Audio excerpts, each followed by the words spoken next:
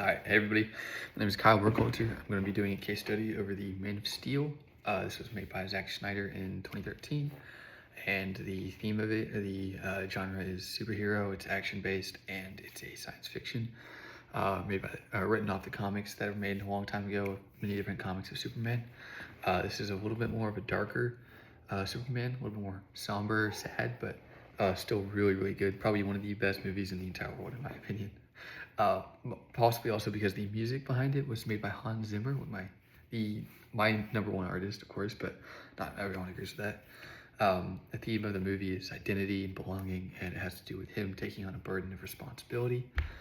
Um, the plot of it starts in Krypton. This is his home world, his home planet, as he is an alien. His name is Kal-El, and his father, Jor-El, is going to send him away because the planet is going to die, and everyone is going to die or perish along with it. And so he is then sent along the way by his mother and father away from the enemy, who is Zod, the evil general that is trying to destroy everyone and trying to save their planet in a really immoral way.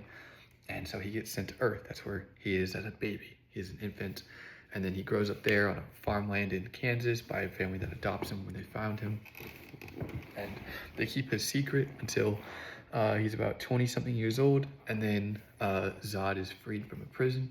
And so he ends up showing back up. He approaches Earth and he tells everyone on Earth that there's someone there. There's an alien amongst them that's been living amongst them for a long time and has kept his identity a secret. And so he's scaring everybody. And so the government then takes him captive, and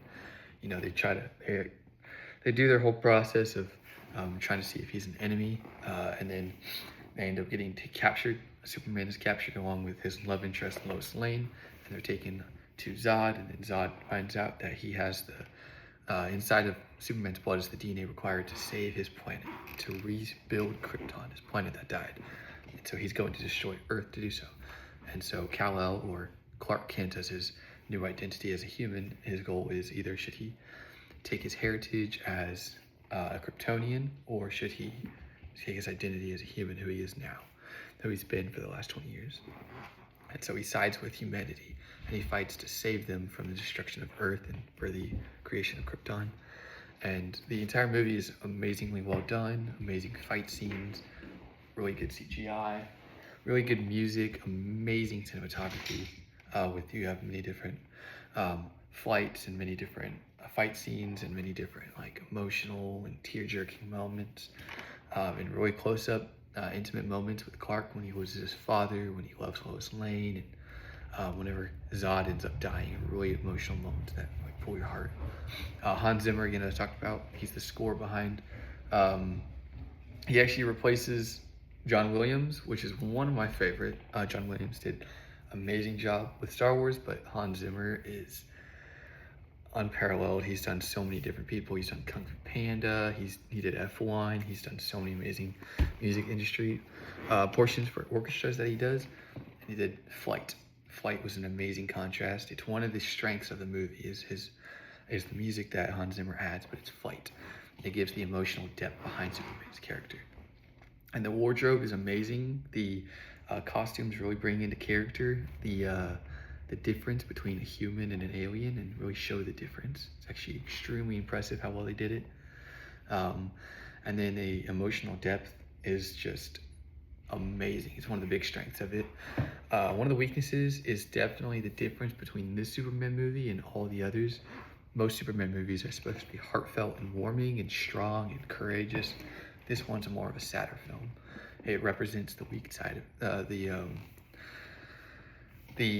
darker side of Superman, which isn't the worst option. I think it's actually an amazing side. It shows the corrupted capability of it. I love that, but many people would disagree with that. So if you see that as a weakness, then that is a weakness. The music behind it is one of the best. It's called Flight. This is the main theme song for all of Man of Steel. Is whenever Superman puts on the suit for the first time and he's going to fly. It begins slow and it's steady, and it just accelerates, and then it mirrors his ascent. So the faster he flies, the faster it gets, the more powerful. And then whenever he fails for the first time, it drops for a little bit and it builds back up into an even bigger climax, and it is just amazing. It's a soft piano, is what it starts with. The dynamics are mostly a string. It goes into a brass percussion at the end of it, really, really good. And it's a layered build-up. It's very minimalist for the motives, and it goes to a very, very high climax at the end. So, very good. I actually had the luxury of getting to see his orchestra in person and listening to him play Flight in person, which was absolutely amazing.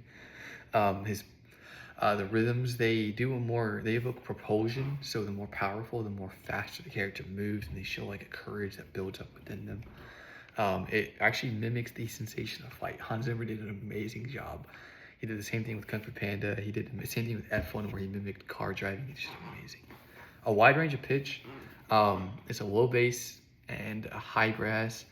It's actually impressive how much he mixes the two. He goes from one to the other really, really fast. If you ever listen to it, it's just called Flight by Man. It's a Man of Steel soundtrack. Absolutely amazing. It's his struggle that leads to his triumph that it represents. And it inspires an awe, and it's exhilarating, and it inspires hope as Superman himself, the S symbol on his chest symbolizes hope. And I think it's amazing. So I would recommend it. One of the best movies, in my opinion, in the entire world. Amazingly well done. Made in 2013. Really good CGI. Amazing cinematography. But yeah, if you ever want to give that a good watch, absolutely amazing.